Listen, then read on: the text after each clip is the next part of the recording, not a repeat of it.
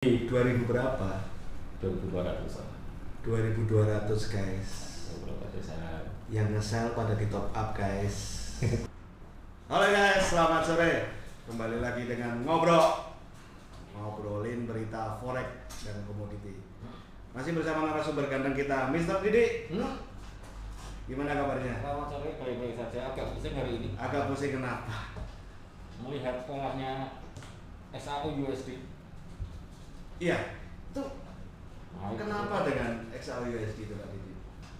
Kalau pagi naiknya ya seperti yang sudah terjadi beberapa hari belakangan. Maskernya bisa dilepas aja Pak Didi biar ngobrolnya lebih enak. Ya nanti menyalahi protokol Kan kesehatan. sudah social distancing. Hah? Sudah social distancing. Sudah sosial ya? Sudah sosial. Oke. Pagi Loncat, naik, siang diajar. siang diajar turun sampai sekarang ini masih. Why?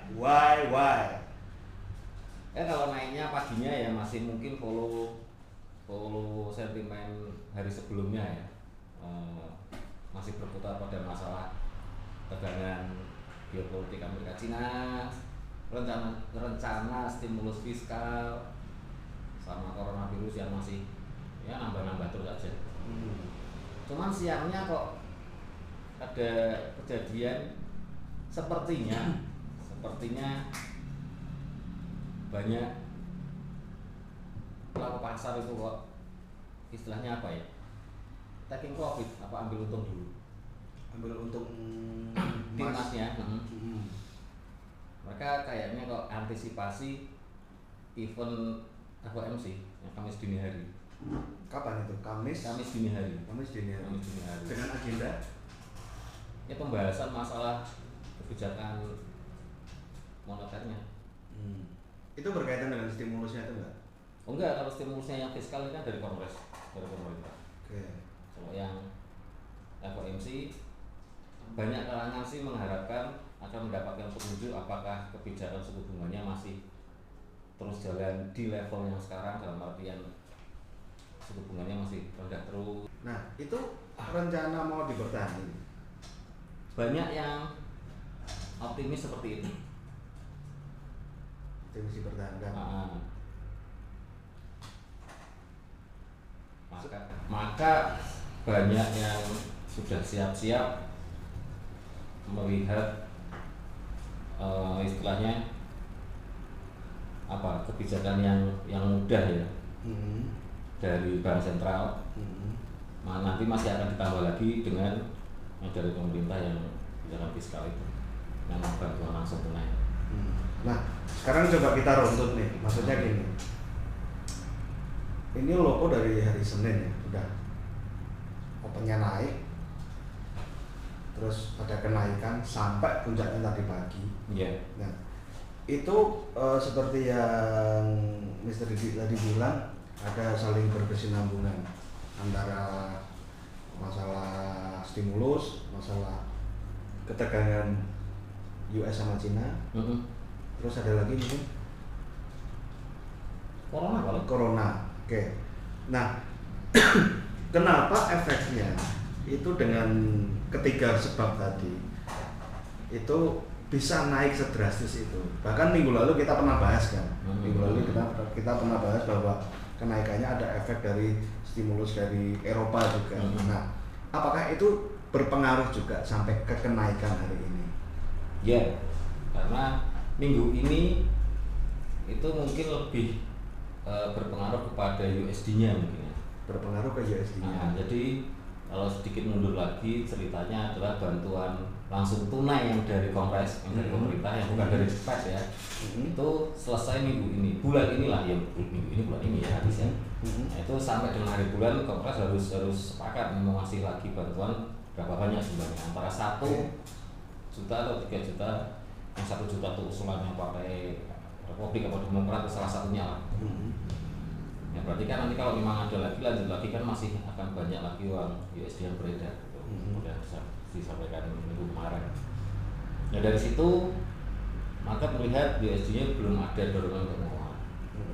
Belum lagi dari fundamentalnya ekonominya sendiri yang masih terancam, kasusnya mulai merebak lagi di sana. Jadi minggu ini masih justru berfokus ke USD-nya. Sentimennya masih belum ada yang positif buat dia. Kecuali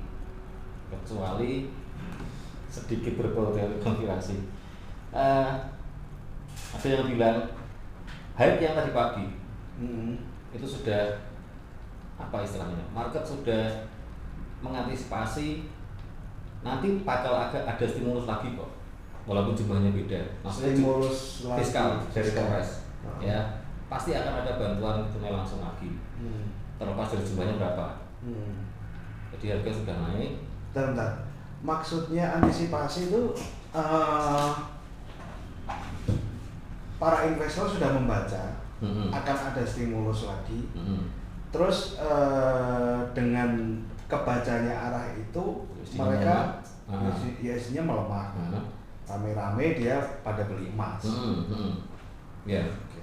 Jadi kalau bahasa kerennya sih market sudah price in. Market already price in. Pertanyaannya lagi, beli emasnya di mana? Ya di bursa masing-masing. Enggak, maksud saya yang jadi pikiran saya gini, kita beli mobil nih, kalau permintaan meningkat harga mobilnya naik. Nah sekarang dengan naiknya harga emas, emang mereka tuh pada beli di mana sih? Sebetulnya bukan permasalahan pada beli juga ya. Jadi memang ada permintaan untuk aset logam mulia sebagai tindak melindungi nilai. Cuman terlepas dari itu lebih ke apa istilahnya, melemahnya USD itu membuat harga emas itu jadi ringan untuk mata uang yang lain. Nah, sebetulnya lebih kepada tarik ulur di situ aja. Enggak, maksud saya gini, analoginya kita mau cari beras di toko beras. Kalau permintaan meningkat, pedagang beras berhak dong menaikkan harga. Ya kan? Nah sekarang dengan kenaikan loko, ya tanda kutip ini kan investor pada beli buat ngamanin aset mereka.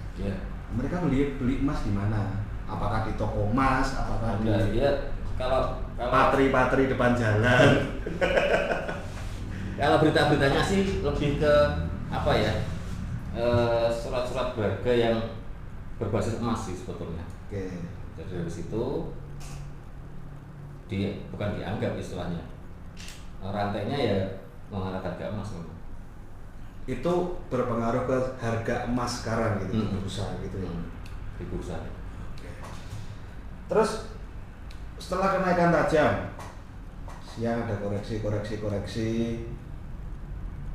terjatuh sampai 19.06. Itu bikin pusing.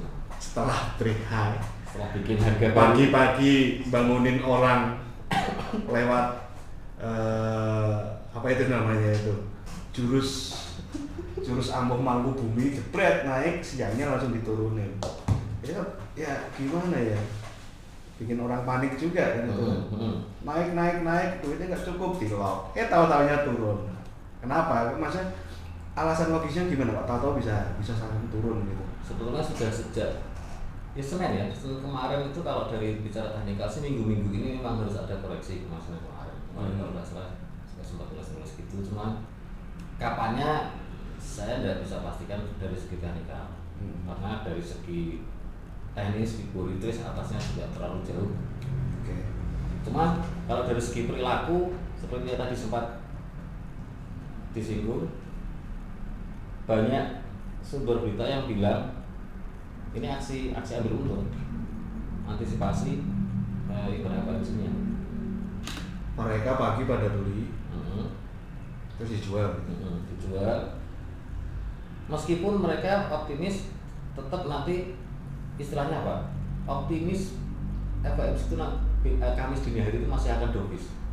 Berarti masih jelek untuk USD. Cuman itu tadi harga sudah terlanjur masuk pasar. Pricing itu gini, per jam 12 malam nanti harga BBM naik misalkan, itu tekan bensin eceran udah naik harga duluan. Jadi besok pada saat harganya beneran naik di pom bensin, ya udah soalnya harganya udah naik duluan. Enggak kan nyolong start. Nah, gitu. Jadi bisa dikatakan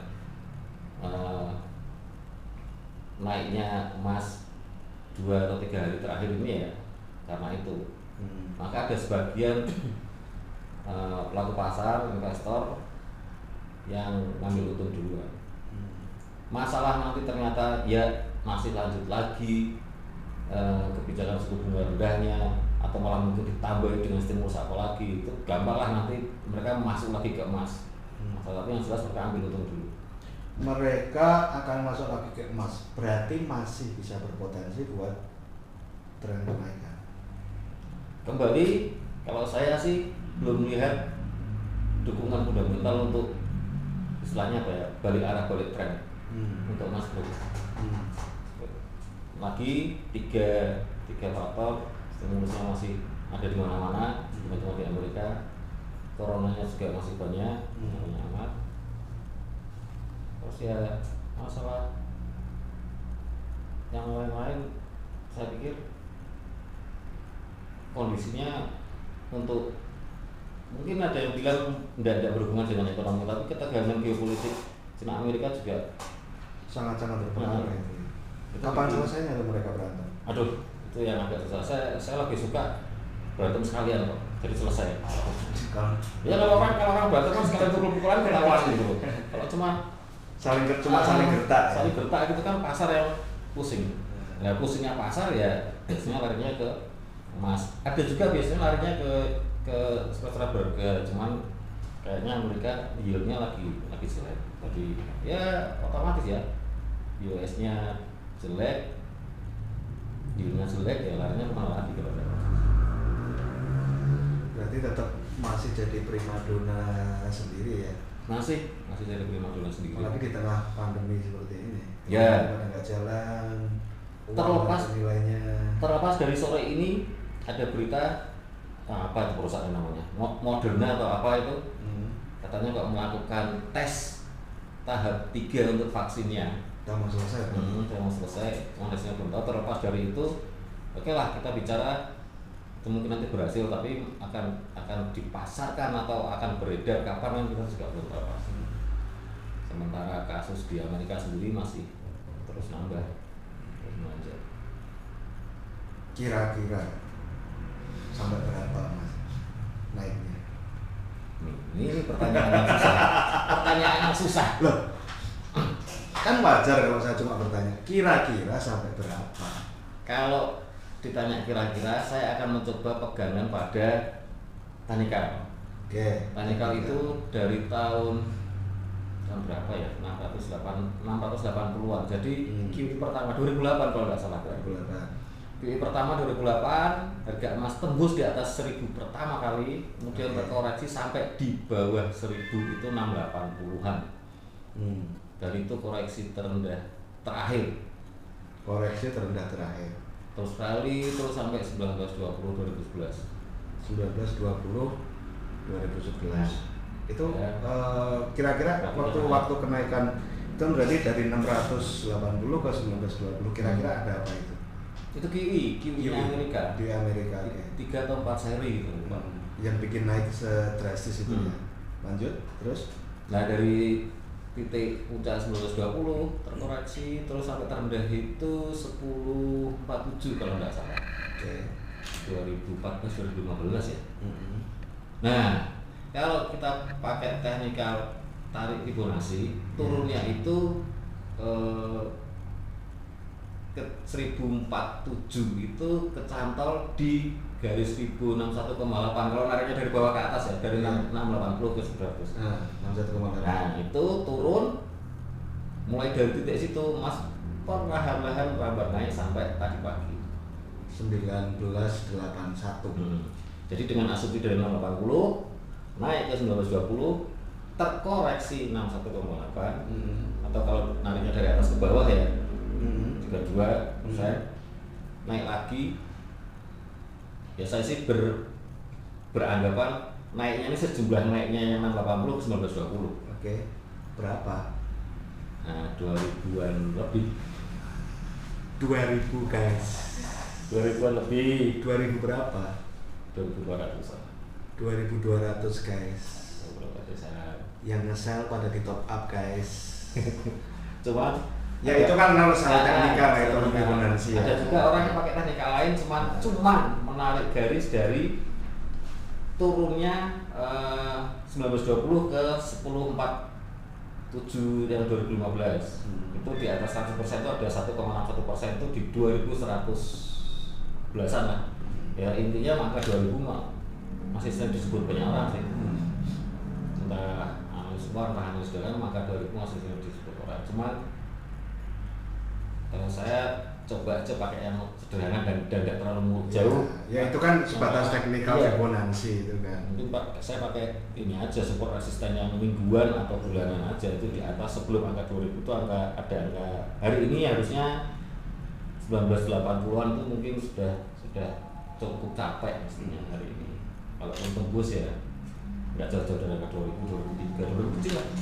Itu terlepas dari faktor-faktor lain. Terlepas dari faktor-faktor lain, dan kalau saya harus terpaksa mengira-ngira atasnya berapa, saya pegangannya itu. Jadi dari fibonacci yang besar dari 2008 ke 2011 turun ke 2015 terus naiknya saya berangan-angan sejumlah 2008 dan 2011 juga. Kecuali pandemi selesai, tahu-tahu Trump telepon Jinping, yuk baikan yuk, kan pernah kejadian sama si Kim Jong Il apa Jong Un itu. Tahu-tahu mereka dinner di Singapura itu terus masalah selesai. Ini bisa saja terjadi kayak gitu. Terlepas dari itu, tahu-tahu telepon damai, vaksin keluar, ekonomi mulai jalan, mungkin itu yang bisa jadi penghambat ya. Iya, mungkin nggak sempat naik ke 2000, mungkin hari ini mungkin bisa jadi yang beneran tapi ya belum ada titik terang ke sana. Apalagi saya berfokus pada ini, pokoknya akhir minggu ini Kongres harus setuju lanjutin bantuan langsung tunainya. Itu $2 pasti melimpah itu. Pada setuju hari ini hike terakhir pasti banyak yang setuju, banyak yang share ya.